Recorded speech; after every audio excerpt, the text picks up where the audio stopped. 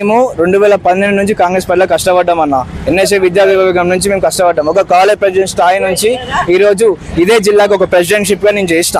ఇప్పుడు తెలంగాణ యువజన కాంగ్రెస్ రాష్ట్ర సెక్రటరీగా ఇప్పుడు నేను ఎలక్టెడ్ అయి ఉన్నా. నేను గత 2.5 సంవత్సరాల కాంచి నేను ఇదే లైబ్రరీ పొజిషన్ కోసం కుక్క తిరిగినట్టు ప్రతి ఒక్కరి దగ్గర నేను తిరిగినా అన్న. కాలర్ ఇవ్వబడి ప్రతి ఒక్కరి దగ్గర తిరిగినా. మాకు న్యాయం చేయండి, మేము చదువుకున్నాము, మేము ఎడ్యుకేటెడ్, మేము కష్టపడ్డాము, అనేక కేసులు మా మీద పెట్టుకున్నాము. మేము మాకు ఒక్కసారి అవకాశం కల్పియండి, మేము లైబ్రరీ డెవలప్ చేసి చూపిస్తామని చెప్పి ప్రతి ఒక్కరి దగ్గర మేము తిరిగినాము. ప్రతి ఒక్కరి రిప్రజెంటేషన్ కూడా అందరూ కూడా మేము ఇచ్చినాము.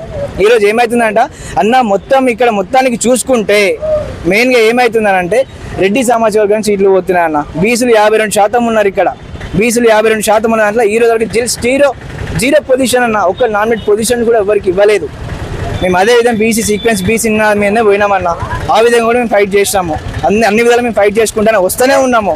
ఈ రోజు ఏమైంది, రాత్రి వెన్నెల శ్రీకాంత్ రెడ్డి గారికి అది ఇచ్చినారు, లైబ్రరీ చైర్మన్ ఇచ్చినారు. అంటే మేము కష్టపడ్డాం కదన్నా, మేము స్టార్టింగ్ నుంచి అడుగుతున్నాం కదన్నా.